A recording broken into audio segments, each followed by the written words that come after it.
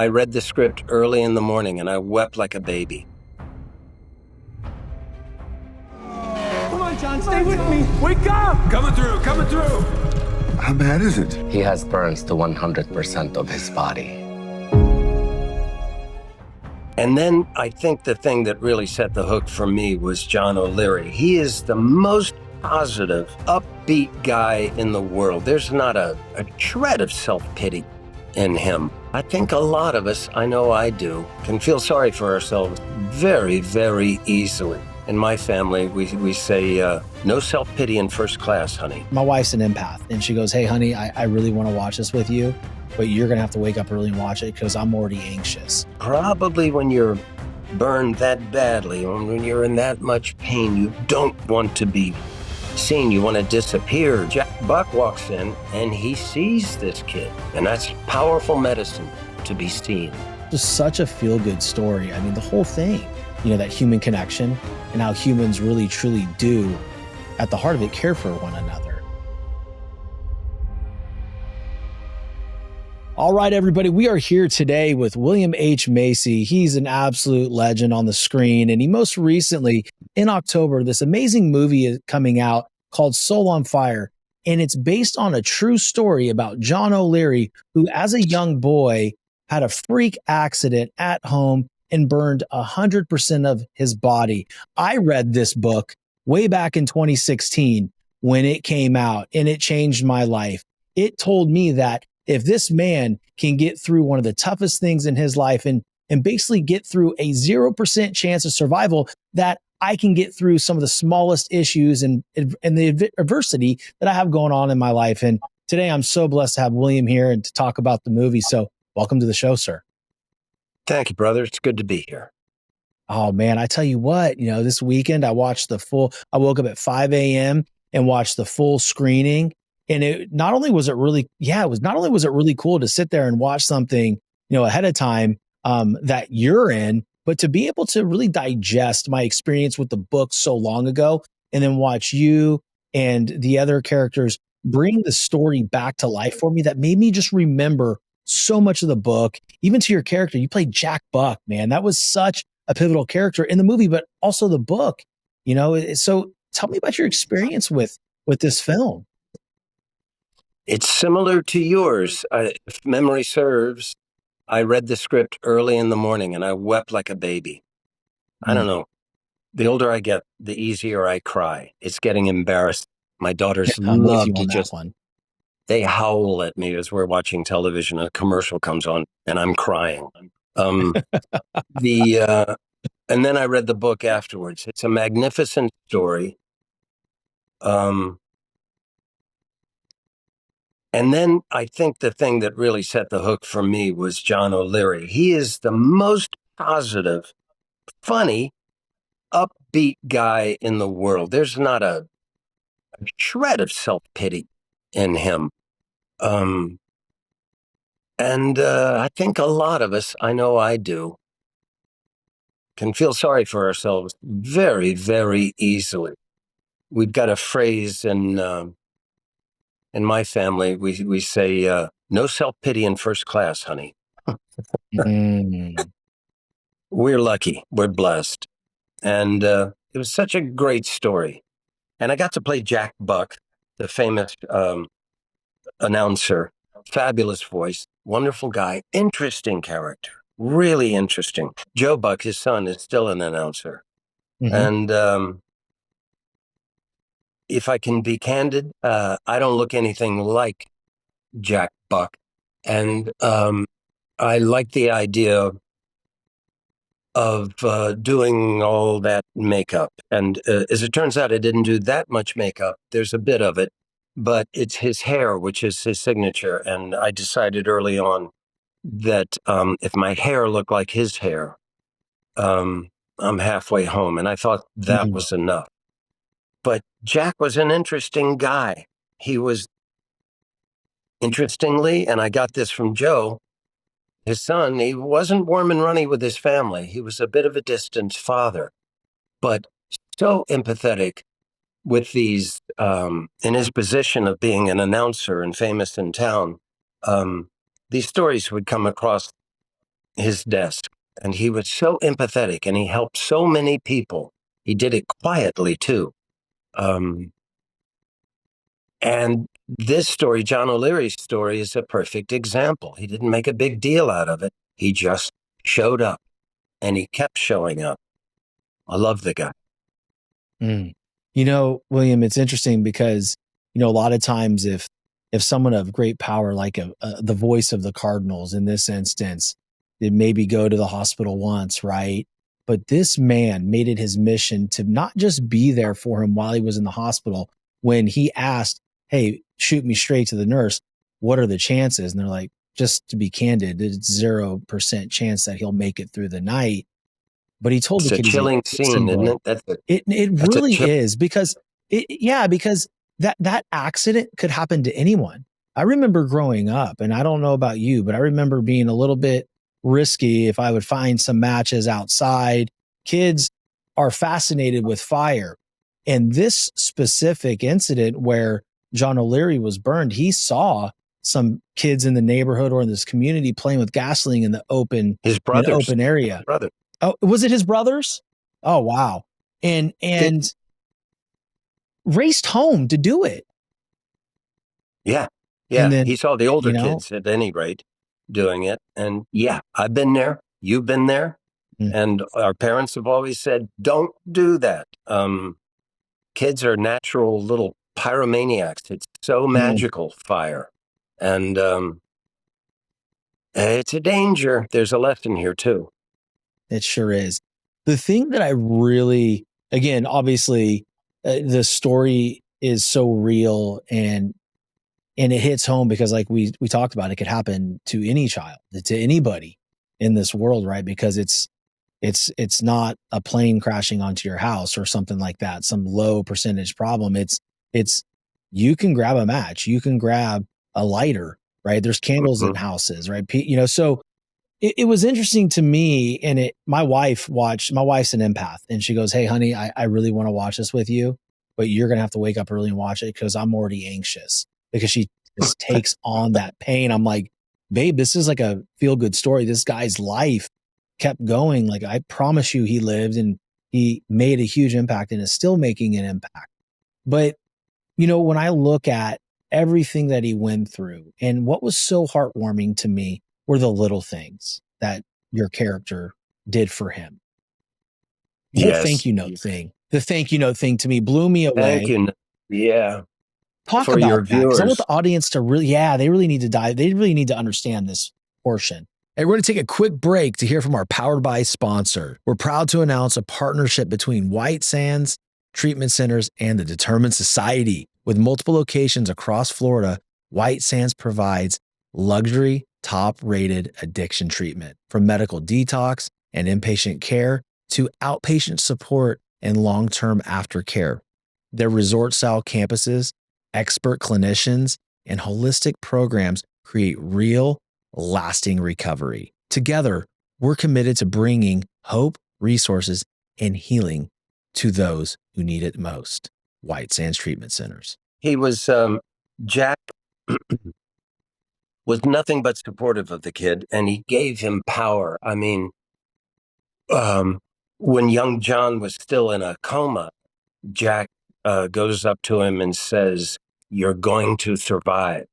And he says it in such a way that you just know that it gets through somewhere to his brain.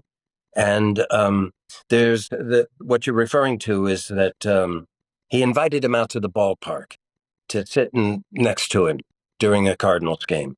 And one day in the mail, a baseball arrives, signed by his favorite player. And there's a note saying, if you want another baseball by, I can't remember what player it was, write a thank you note. And what was significant about it was that his hands were horribly burned, probably worse than any other part of his body. And his mother famously said, okay, let's get back to our piano lessons. And he learned how to play piano with the stubs of his fingers. So writing was a big deal, and he refused to do it because he was in pain all the time, and he refused to do it. But when he could get another baseball, writing a thank you note, he wrote it. And it goes on. He has a collection to this day of about 18 baseballs signed by his favorite baseball players. And Jack Buck did that. And he learned how to write. Little things like that in this memoir and in this movie now, chronicling that memoir, just touched me. And I think what we're really talking about is, that human connection and how humans really, truly do, at the heart of it, care for one another. And this was such a feel-good story. I mean, the whole thing. Yeah. The whole thing. Yes. I think in our family, we talk about this. My wife, Felicity, is the smartest person I've ever met. But the way she refers to it is being seen, especially for a little kid, to be seen, that you're not just a kid, you're you. And John O'Leary, probably, I'm just making this up, but probably when you're burned that badly, when you're in that much pain, you don't want to be seen. You want to disappear. And that was a theme in his life. The love affair is just great in this film, isn't it? This really good. He's really good. It's really anyway, good. Jack Buck walks in and he sees this kid. He sees him. He really looks at him and he sees him. And that's powerful medicine, to be seen. Especially from somebody that you look up to, right? I mean, he looked up to Jack Buck. I mean, he would ride around the neighborhood, have his radio on, just listening to Cardinal games. And quite honestly, when you're in a coma, and I've never been in one, but I can only imagine, they say that you can actually hear things. And I would venture to say that man's voice to John O'Leary changed everything for him. Absolutely. I know a bit about this because I've been making movies for a long time. And sometimes, I'll be in an elevator and I'll say something to someone and I can see people go, wait a minute, I know that voice. Voices are powerful, really powerful. And if all you are is a voice, I mean, Jack Buck did a lot of work, altruistic endeavors, but mostly we grew up listening to his voice on the radio. And when that voice is in the room next to you, it's mind altering. It's so bizarre. It is. And I'll say this right now, right? Because people ask me all the time, how is it interviewing these people? And when I'm in the interview, like right now, I'm in this amazing conversation with somebody that I've watched on the screen for how many years? And all of a sudden I'm having this amazing dialogue. It's a compliment. Okay. It's a compliment. You're an absolute icon. But I mean, the thing is that, 10 years ago, I never thought I would be on a call with William H. Macy, but here I am. And then the voice happens and the connection happens. And it does mean more. It truly does. So I think people, if they ever get to experience that elevator moment, the camera moment, it's surreal, but it's important to continue to dive deeper into that connection and the conversation once you're in it. And it's one of the things that I'm most blessed to have. Yep, it's powerful. Our film and TV and, the actors it still has me flummoxed a bit. I mean, I'm me. I don't know how I got to be this. I don't fully understand it. I love acting and I get that part of it. I know what the difficulties are. I know what to do when I pick up a script and I know when I'm good and I know when I'm bad. But I think it was Elizabeth Gilbert who said, we have control over the process, but it's none of our business what the result is. It's none of our business what people think about the book or the film. That's their business. Our purview is the work we do to make it. And so it's a weird position. I'm not going to lie to you.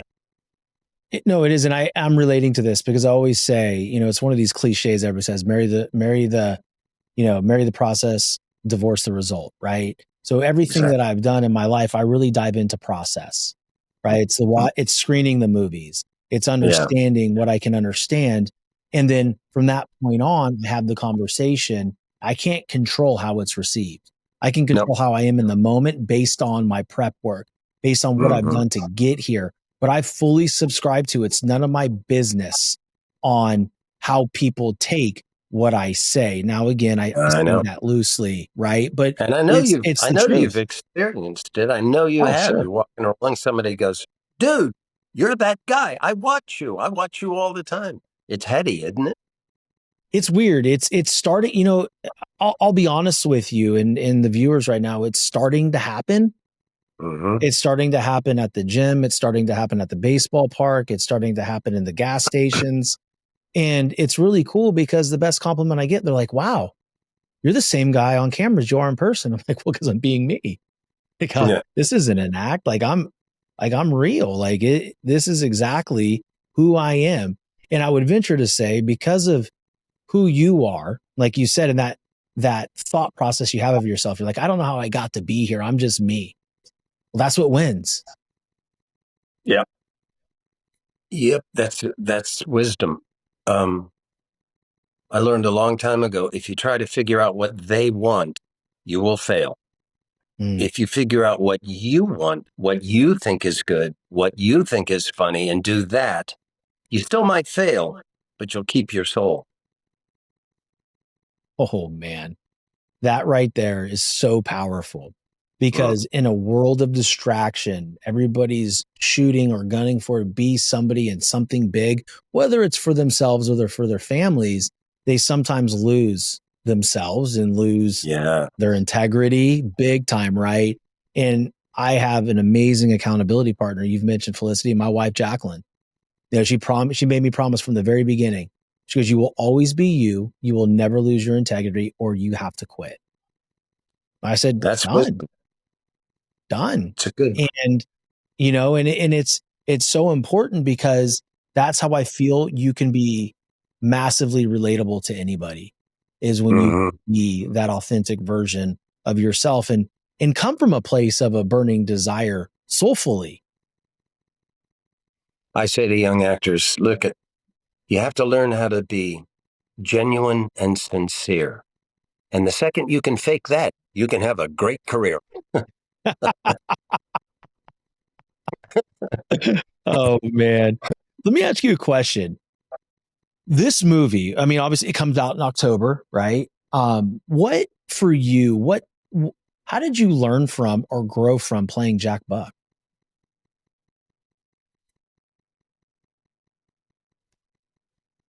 Um, it's um, it's a complicated question, and it's uh, with all due respect, it's not a legitimate question because I, first of all, to make a film in order to teach people is probably the worst reason to make a film that I Mm, can think of. It's called entertainment. Our job is to tell a story that um, is, is true, first of all, true to the human experience, and is entertaining. It's got a beginning, middle, and end. That's the job. What did I learn? That's a complicated question. Do you know? He's a real character. It's a look-alike, and I haven't really thought about what I've learned to that extent, except that if I ever do it again, I know this will affect that. And you mm, asked earlier, what was it like to meet his son and his widow and his friends? And it was bizarre, and I was self-conscious and shy about it because here I walk, sort of dressed like their dad, their husband, and I didn't want it to be like a Saturday Night Live sketch. I wanted to make sure that they knew I thought that in order to tell this story, it was important that I look like Jack Buck. Um, and I don't know why I thought that. Well, I do know some of the reasons why I thought it was important to look like him. or at least take some steps in that direction. And that's because he was so well known. And a lot of the people that will see this film grew up watching Jack Buck and grew up uh, uh, knowing what John O'Leary's story was.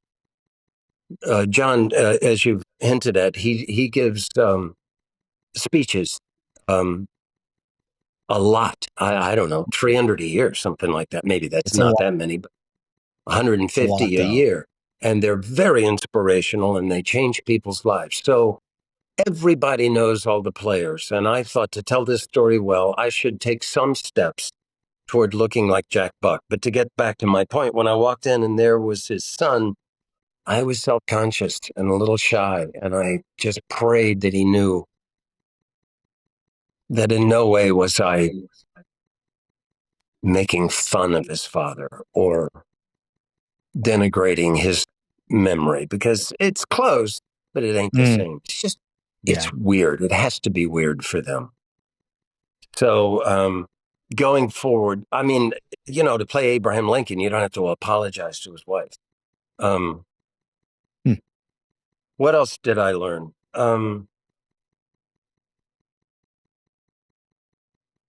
I think I always knew it, but you touched on it. The power of a community surrounding you when all hope is lost. I really believe that the group has more power than the individuals.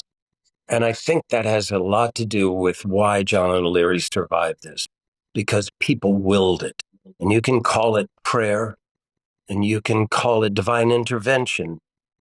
And I don't know whether it is that or not, but I do know that the community thinking the same thoughts and willing this thing to happen has power.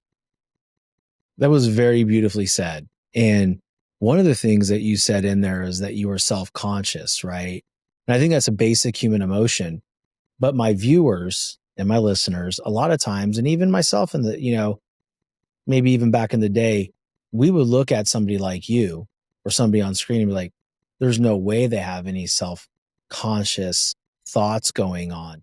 Touch on that a little bit, because what I've found is that everybody in your position is really good at their job, right? But they're also human being. And I think that a lot of the times the public seems to disconnect the two.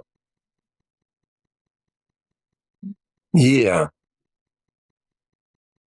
I mean, I'm just an actor, and that's my purview is rather small when it gets to a film.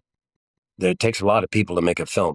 And interestingly, the actors have an inordinate amount of power on one hand, zero on the other. If you don't believe me, just wait till they wrap you. If you're a day player, once you're wrapped, get out of here. See you later. Before that, it's like, do you need anything to drink? My faith is in this, that when people see the film, they'll have a moment. If they grew up in the area, if they were Cardinal fans, they will go, oh, yeah, he looked kind of like Jack Buck. That's good. That's not good. That's him. But God willing, that won't last long, and they will be subsumed by the story, and they'll stop judging whether I'm a good lookalike or a bad lookalike, and be more interested in what I'm going to say next. That's the faith you have to have. And that's why when I met people that knew him, I was self-conscious, because it's not that good a lookalike. We were totally... Two completely different perspectives, right? Your perspective and then mine as the viewer. All right. Yeah. I thought I know who Jack Buck is, right? I know who Joe Buck is, right? I know I'm a baseball guy. I played, Division I college baseball. I mean, I'm a big baseball guy. That thought never crossed my mind. I was more diving into right? So I think a lot of people really won't even go there for that. But I just want you to know that it was a masterful performance. You were amazing, and it was on the spot. It was on the spot, man. You crushed it. Hmm. I can't wait to see the finished film. I've seen the cut when it was locked, Mhm. but I haven't seen the finished film, and I'm going to be there for the opening, and God willing, I'll be able to sit back and watch the film and not just stare at myself. Um, some- I've discovered the first time I see myself on film, all I can do is go, "How did I grow 2 years older in 1 year?" Um, but the second or third time I see it, I can get lost in the story and lose myself. And that's when I go, all right, I had some good moments. I had some stinky moments. Live and learn, Jubilee. Yeah. It was a really good story. You guys told the story really well from what I know about it, obviously, and from Mm-hmm. the book, and then watching it. Just like the love story in that as well. We alluded to it earlier. You Correct. alluded to it. Macy was, It's just yeah, she amazing. was. My favorite line is, how did you manage to nail her? That was brave to write that. You got this You? gorgeous young woman. What the hell's going on? Hmm. I think one of the more powerful things is not underestimating people, because then, and again, this will come Yeah, out obviously after the movie is out, right? But so there's no spoiler alerts here. But when you look at certain things that his wife said in the movie, when he was courting her, is like, a year. Why did it take you a year? And never underestimate me like that ever again, because he just assumed that she would not be interested because of what he looked like and the things that have happened to him, and that he had this wall built up. yep. They did a cagey thing by not canonizing him from the very beginning. He survived. That's the end of the story. No, he had his foibles, and he's still growing. I know John O'Leary. He's still Mhm. growing and learning, and he's still wrong sometimes. That makes you love him even more. Absolutely.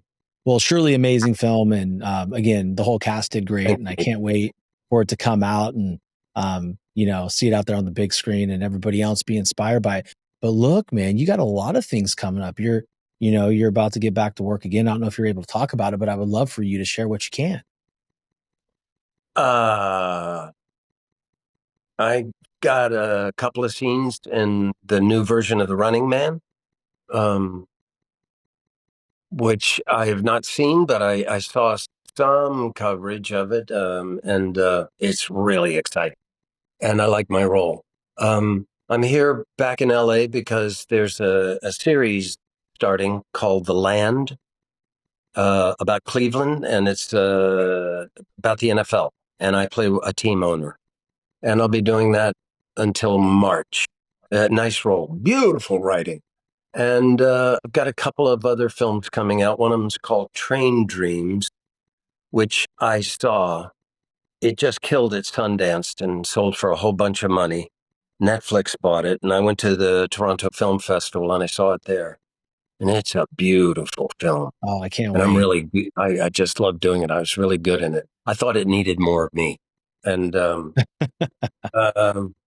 I did a film with my daughter. She's one of the stars of it. It's called Brian. It's a very small indie, a coming of age teen story, and it's delightful. She talked me into doing a couple of scenes in it, and it's delightful. I can't wait for that to come out, and a bunch of others. I did a bunch of indies. I'm still working. I'm still I love it. plowing away at it, and the aforementioned ukulele. I do a gig at this theater called Taka in Basalt, Colorado. I've done two of them. I'm going to do four more, and I invite singer-songwriters from the Roaring Fork Valley. And I do a set, they do a set, and I am sort of the master of ceremonies. It's sort of a retake of a Prairie Home Companion. And it's scary, brother. Man, it's scary to get up there and sing songs on a ukulele, but I screwed up my courage and I've done it. The first one we got over. Second one was really good. So I'm now, oh, showbiz. You would think, well, the second one was really good. You're home free. No, it makes the third one even scarier. Mm. I don't know what How I'm often going do to you do do. that? We were going to do it every other month, but I got a job, as here I am. So the next one is in January, the middle part of January. And then, depending on my schedule, the next one will be about 2 months after that. And it's That's great cool. fun.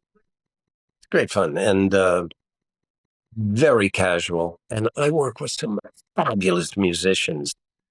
And I am not a fabulous musician. Turns out I can write really good lyrics, and my tunes are passable, and my ukulele playing is good enough. But they say things like, "What key is that in?" And I go, "I'm so sorry. I haven't a clue." I have no idea. How did it sound Just though? watch my fingers and just do. And then so they tell me, you did a key change. I go, "What's a key change?" I did. Mm. The thing that I love hearing is that you've built this amazing career, and now you go and you venture to something completely uncomfortable, playing music in front of people and really diving into the ukulele. It just goes to show that, as human beings, we have to continue to challenge ourselves, stay Yeah. uncomfortable, and look for growth any way we can. And ultimately, I think it may help your main thing that you do. Oh, totally. And it keeps you young, keeps you alive. Yeah, the last couple of years, I have scared the crap out of myself. I want to take a year off. I did a motorcycle trip through Europe with these guys who were in their 20s. I thought I was going to die for 11 days. We Okay, started that's in wild. Rome. Tell us about that. That's wild.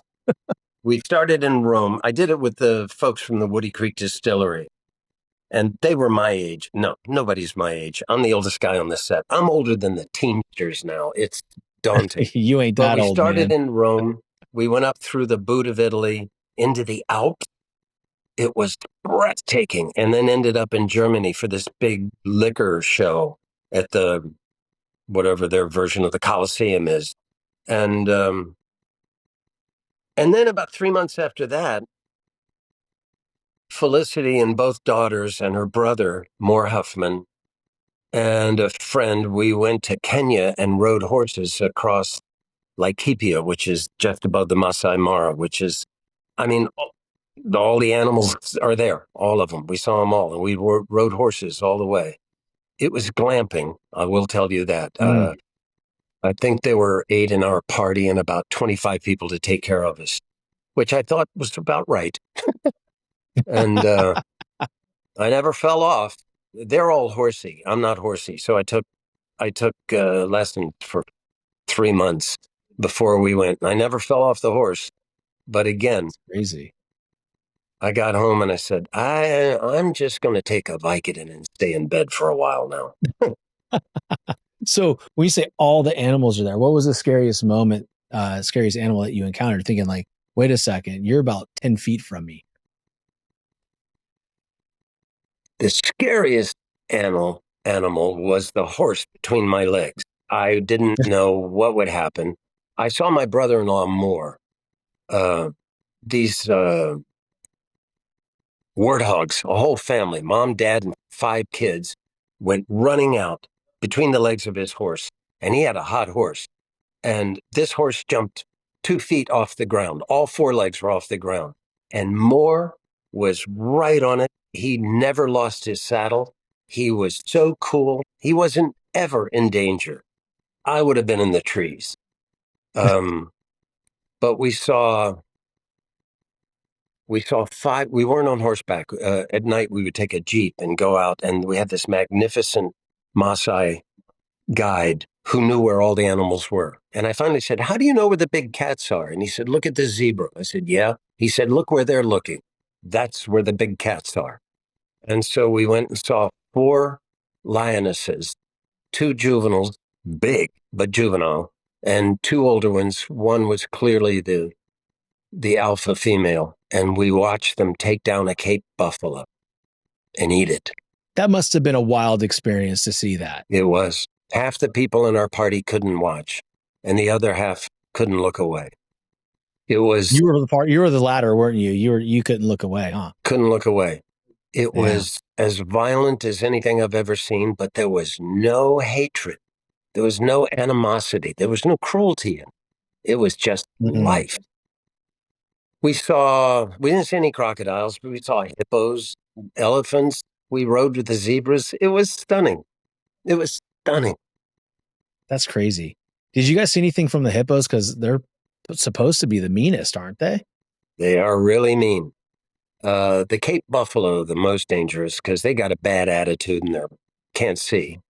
There was a story of one of the guides. This is the third time my wife has done it, and her brother. They saw this guide one time. They heard about the guide. The Cape buffalo attacked the group. They all ran away. One of the ladies fell off the horse. He jumped off his horse and grabbed this Cape buffalo by the horns. And it put him in the hospital, broke almost every bone in his body, but it saved this woman. That's brave. That's brave and selfless. Good Lord. Yes. Man. And you've had some amazing experiences, just you think about, working, you think about being married and being a father. But I think truly one of the greatest experiences that you could provide children is these types of things and creating these moments when you can. Yeah. Well, I can't take credit for it, but my daughters, Sophia and Georgia, are the finest broads I've ever met. They are fabulous women. Just amazing. I'm so proud of them. They're both in their 20s. They're 18 months apart, so it was sort of World War III growing up. But now they're becoming the best of friends. They live about 5 blocks from each other in New York. And they're successful and just great women. That's amazing. It's funny because I have 3 children. I have a son who's almost 12, a 9-year-old daughter, and a 6-year-old daughter. So those 2 girls, it is like World War III every flipping morning, William. No. Oh my God. Sometimes, man, I'm just like, I'll text my wife because she'll be at, if I get them from school or something, or if I take them to school that day and she's already at her my wife's a teacher, she's already gone. I text her, I'm like, I don't know what's going on this morning. Like, I am just trying to stay calm, but I can feel my blood boil at times because you can't stop it. It's like this thunderstorm. It's this hurricane underneath your roof and in your home. And they're going, it's wild. That phrase, she fights like a girl, be afraid. Be very afraid. I mean, I see it every morning, and it's also too, I don't know what it was like for you guys, for your girls, when they were, school age and coming home. But I feel like after school is always a dangerous time in my household. Oh, yeah. Yeah. It was an adventure though. Yeah. Yeah. You're on the other side of it though. You're watching. We'd be sitting, we tried to have dinner every night and we were successful with that. But they would start talking, especially when they were teens, they would start talking. And sometimes I would have to say, I'm here. I'm here. I'm a guy. I'm sitting here. It's wild like that because sometimes you can't control it because we do in the morning. I'm doing the breakfast, and the kids all 3 of them are sitting at the kitchen island and I'm having my coffee and I'm just talking to them. I'm there with them. And then on the weekends, we do breakfast, lunch, and dinner together. And every night we eat dinner as a family. Mm-hmm. But sometimes, to your point, William, the conversation gets away from the man. And the man does not know how to interject themselves back into the conversation because it just goes back and forth like, hey, guys. And because to me, here's what I say. There's a lot of arguments that happen at the dinner table. And I always say to my wife, and I look at everybody, I go, hey, I don't know what's going on, but like, this is sacred time for me. Like, this is dinner. This is where we can connect. Hey, listen, you want to tell me something bad that went on? That's fine. But I want to know how you can contribute to make it better. And I also want to know how you help somebody today. I want to talk about some good stuff, but sometimes, man, it can get wild. It can get wild. It's the table. It's Pete Gurney, A.R. Gurney wrote a play about it called The Dining Room. And the star of the play is the table. And you go through the generations. A couple of actors play all the parts. All the big movements in life happened around the dining room table. It's a great concept. And it happened with us. And my daughters both said, we grew up with two actors. So it was tough to be a kid there because he said I bet. we'd start telling a story and both our parents would go, cut to the chase, honey, you're losing me. Drive for the curtain,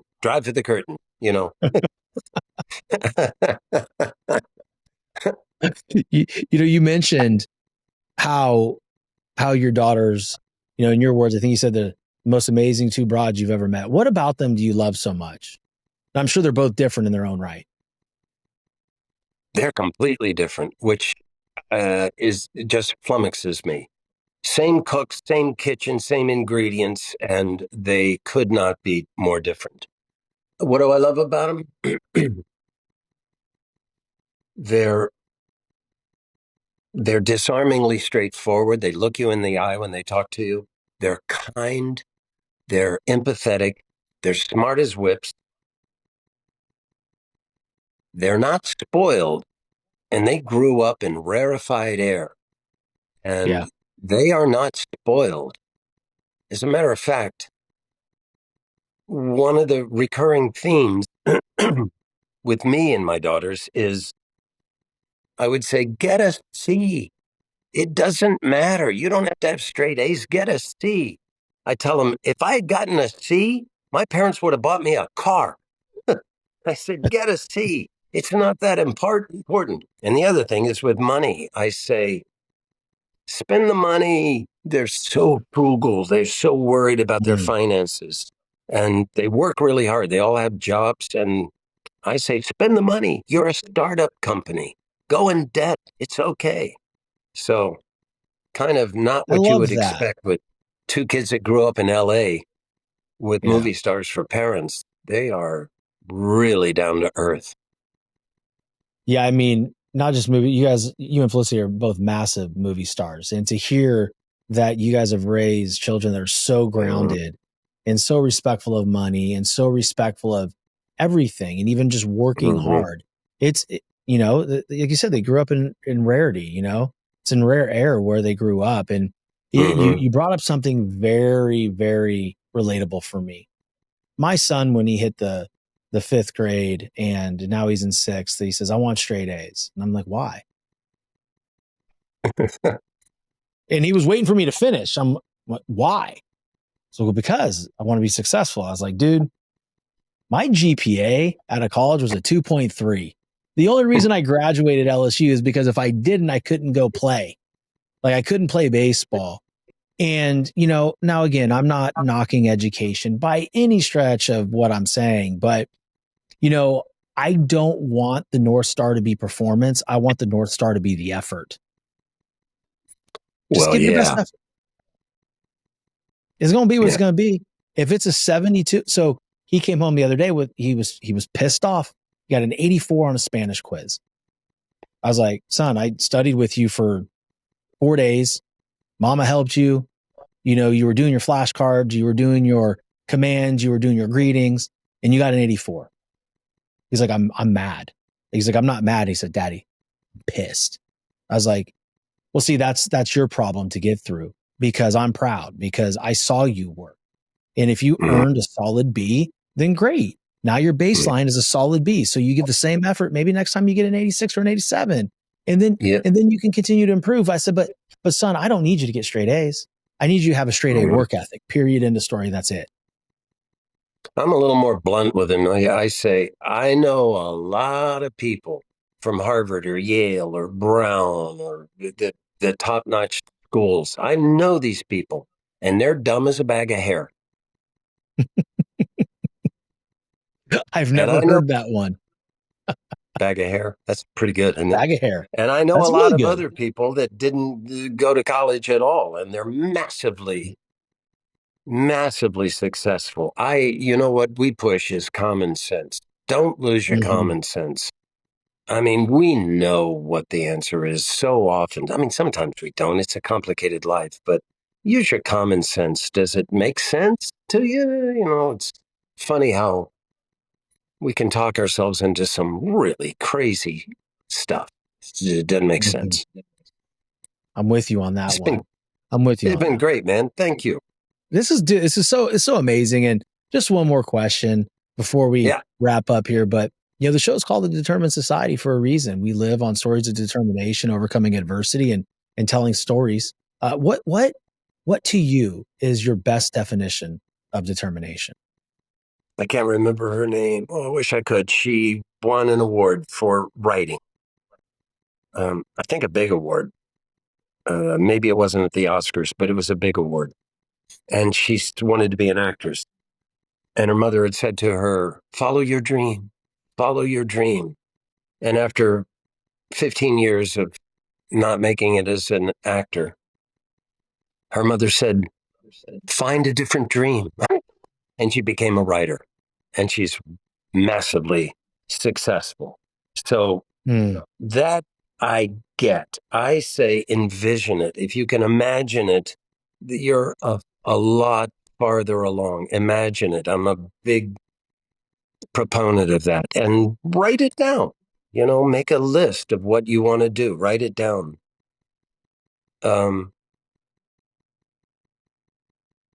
Once you know, determination is figure go-arounds. Don't give up.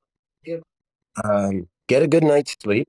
Don't despair, and don't worry, because I've tried it. It doesn't help. I've Worrying worried. does nothing. It doesn't help. It makes it worse. You've got to get lighter, not heavier.